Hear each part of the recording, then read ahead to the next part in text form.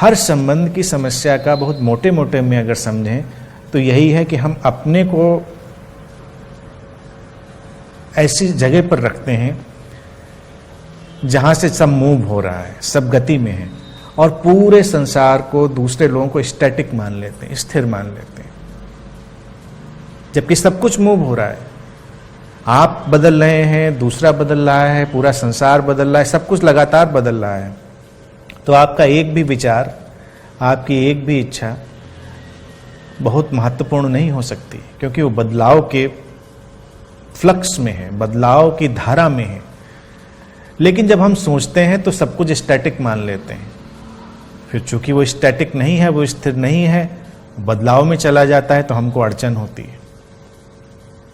समझते हैं बात को? तो वो बदलाव अगर हम स्वीकार करें कि सब बदलाव में है, तो आप जो सोच रहे हैं वैसा ही नहीं भी हो सकता है। भारतीय दर्शन में बड़े खूबसूरत शब्दों में इसको डिवाइड किया। कभी कभी मुझे लगता है एक दो शब्द ही कहकर वो पूरी बात कह देते हैं। जब इस द्वैत को वो कहेंगे, अब हमने स्त्री पुरुष शब्द का उपयोग किया, वो कहेंगे प्रकृति पुरुष, यानी स्त्री प्रकृति है और पुरुष जो चेतना है, कॉन्शियसनेस। न कुछ ऊंचा है, न कुछ नीचा है, न कुछ कम है, न कुछ ज्यादा है। स्त्रीवादी होकर देखेंगे तो लगेगा कि स्त्रियों को बहुत महत्व मिलना चाहिए, पुरुषवादी होकर देखेंगे तो लगेगा पुरुषों को बहुत महत्व मिलना चाहिए। लेकिन अगर हम यथार्थवादी होकर देखेंगे तो लगेगा सब यूनिक, सब महत्वपूर्ण है, किसी को कम ज्यादा की बात नहीं। तो भारत में जब प्रकृति शब्द उपयोग किया गया तो उसमें बड़े राज छुपे हुए हैं। जैसे प्रकृति लगातार एक बदलाव में है, ऐसे ही स्त्री ऊर्जा लगातार एक बदलाव में है। प्रकृति के बदलावों को जैसे हम स्वीकार करते हैं और उनके अनुसार पूरे सम्मान पूर्वक व्यवहार करते हैं, ऐसे ही स्त्री ऊर्जा के बदलावों को स्वीकार करके सम्मान पूर्वक व्यवहार करना है। वो स्त्री ऊर्जा पुरुष के अंदर भी हो सकती है और स्त्री के अंदर भी हो सकती है। स्त्रियों का इससे मतलब नहीं है कि स्त्रियां, पुरुष के अंदर स्त्री ऊर्जा, और जो पुरुष कहा जा रहा है वो है हमारी कांस्टेंट स्टेट ऑफ अवेयरनेस, हमारे अंदर की लगातार बहती हुई सजगता की, चैतन्य की अवस्था। अगर हम लगातार सजग बने हुए हैं, चैतन्य हैं, तो हम बदलाव के प्रति जागे रहेंगे। और वो हमारा जो चैतन्य है, हमारा जागा हुआ हिस्सा हमारे भीतर का है, वही किसी नए सृजन की, किसी नई शुरुआत की ओर हमको ले जाएगा। इसीलिए कहते हैं प्रकृति और पुरुष के मिलने से सृष्टि पैदा होती है। It is not physical union, ये है चेतना का उस ऊर्जा के बदलाव से मिलना। यानी कि अगर हमारी जो स्थिर चेतना है कभी भी किसी बदलती हुई ऊर्जा से टकराती है तो कुछ नया जन्म ले लेता है, अन्यथा हम एक जैसा मानकर चलते हैं। आप देखिए, दिन ब दिन जिन घरों में एक ही जैसा माहौल बना रहता है, एक ही जैसा प्यार, एक ही जैसी झगड़ा, एक ही जैसी सब कुछ ऐसा लगता है जैसे एक ही सीडी है घर में, वही बार बार रिपीट हो रही है।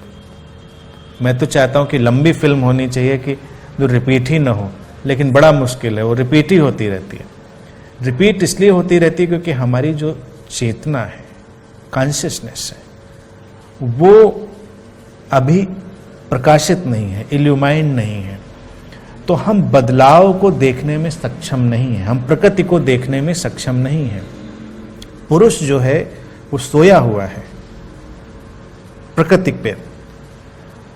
अगर वही पुरुष प्रकृति के प्रति जागेगा, यानी चेतना बदलाव के प्रति जागेगी, बदलती हुई ऊर्जा के प्रति, एकदम सब नया हो जाएगा। किसी नई जगह पर जब आप जाते हैं, कहीं घूमने जाएं कहीं, तो अचानक क्या होता है, आपकी चेतना को एक धक्का मिलता है और आप चौकन्ने हो जाते हैं, जागते हैं, तो आपको सब नया नया लगता है। और जिस जगह आप रहते चले जाते हैं, थोड़ी देर में आप सो जाते हैं, तो आपको लगता है क्या है यहाँ पे, कुछ भी नहीं, क्योंकि आपको बदलाव नजर नहीं आ रहा, जबकि सब कुछ बदल रहा है।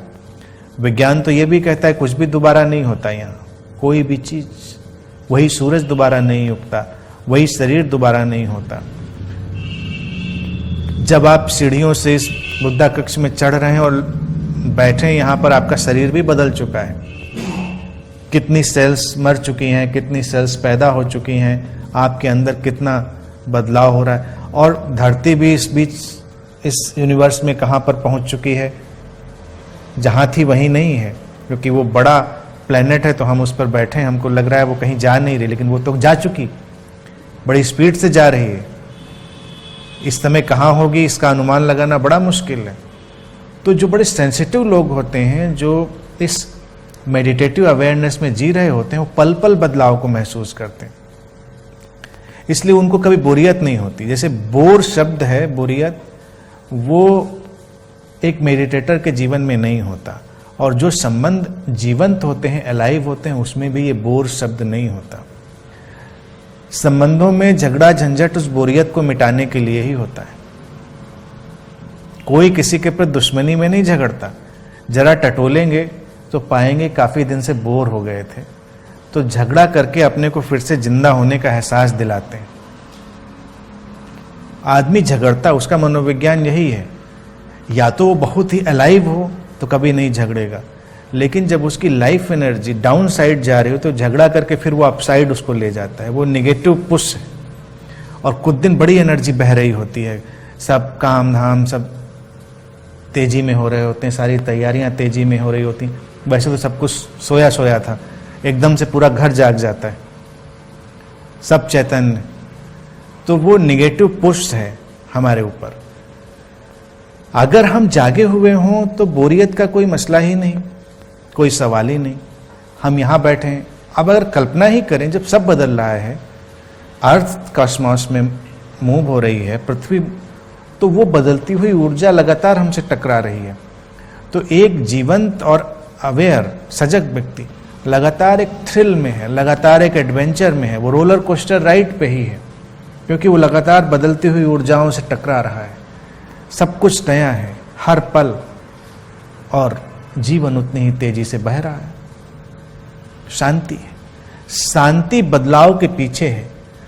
परिवर्तनशील को देखने के साथ ही अपरिवर्तनशील प्रकट हो जाता है। संबंधों में परिवर्तनशील को देखें, बदलती हुई चीजों को देखें, और वो व्यक्ति वो नहीं है जो कल आपसे मिला था। हमारा झंझट यही है कि हम उसको स्टैटिक बना देते हैं, लॉक कर देते हैं। शादी हुई किसी की किसी से, तो पहले दिन से ही वो स्टेटस लॉक हो गया। अब वो सारा झगड़ा झंझट उसी स्टेटस पर होगा, क्योंकि आपने मान लिया वही इंसान है, वो इंसान फिनिश्ड, खत्म, अब तो कोई नया है। बच्चे पैदा हुए तो वो भी लॉक हो जाते हैं। तो माँ बाप बच्चे कितने भी बड़े हो जाएं, उनको हमेशा बच्चों की निगाह से ही देखते हैं। और बच्चों के अंदर जो छटपटाहट है वो यही है कि अब मैं बड़ा हो गया हूं। लेकिन बच्चे चूंकि बड़े होते हुए दिखाई देते हैं भौतिक रूप से, तो फिर भी पेरेंट्स को थोड़ा सा लग जाता है कि ये जो था बड़ा हो गया है शायद, लेकिन साइकोलॉजिकली बड़ा तो उसको तब भी नहीं मान पाते। लेकिन स्त्री पुरुष के डायरेक्ट रिलेशन जो है वहां बड़ा होता हुआ नहीं कोई दिखा, जब तक अचानक बुढ़े ना हो जाएं।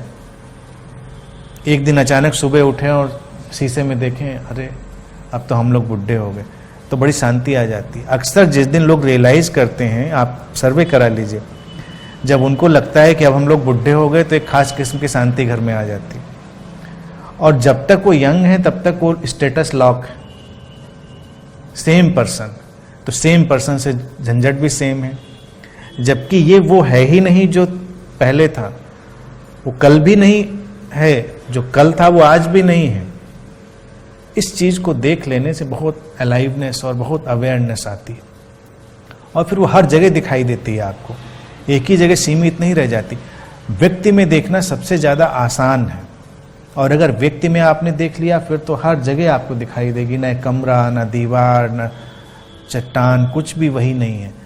तो इतना जॉय है इस फील्ड में कि आपके लिए किसी और जॉय की तलाशी क्या करनी। अभी ही मैं गया कई जगहों पर घूमने, तो मुझे बड़ा ताज्जुब हुआ कि बड़ा खूबसूरत डेजर्ट है, पीसफुल, मिस्टिकल, और वहाँ बैठ के लोग डीजे सुनने। मैं बड़ा सरप्राइज हुआ। हमने कहा इतनी दूर आके इसको यही गाना सुनना है, यही नाचना है, तो इतनी दूरी क्या करने आया है? टाइम वेस्ट करने अपना।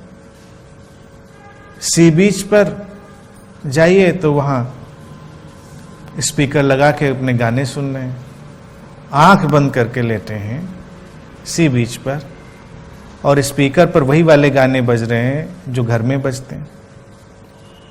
Where is the difference? जब आप वहां हैं तब तो आप प्रकृति को देखिए, उसके बदलाव को देखिए, तो आपके लिए नया द्वार खुलेगा। लेकिन लोग रूटीनी हैं, बदलाव को देखने से भयभीत है। इसी तरह से हर व्यक्ति एक समंदर, एक पहाड़, एक डेजर्ट, सब कुछ अपने अंदर लिए हुए। आप देखेंगे तो कभी उसके अंदर से कुछ जाग जाता है, कभी कुछ जाग जाता है, कभी कुछ। जब डेजर्ट जाग जाए किसी के अंदर तो डेजर्ट के हिसाब से व्यवहार करें, कभी समंदर जाग जाए तो उस हिसाब से व्यवहार करें, जंगल जाग जाए, पहाड़ जाग जाए, सब कुछ जागता है इंसान के अंदर।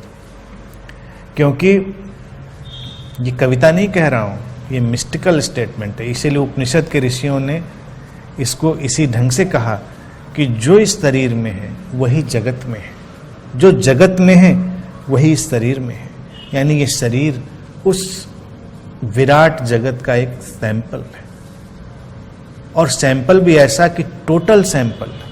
वो कहते हैं कि ये पूर्ण सैंपल है, द कंप्लीट टोटल। तो हमारे अंदर सब कुछ भी है, एक भी चीज की कमी नहीं है। तो हमको इस रहस्य के प्रति जागना होगा, फिर सब कुछ ब्यूटीफुल, सब कुछ ब्यूटीफुल। और बस जो वार्निंग है, हमेशा ये याद रखिए अपने माइंड में कि अपना परफेक्शन का आइडिया इम्पोज ना करें, ना व्यक्ति के ऊपर, ना चीज के ऊपर, ना किसी भी व्यवस्था के ऊपर, किसी भी चीज के ऊपर।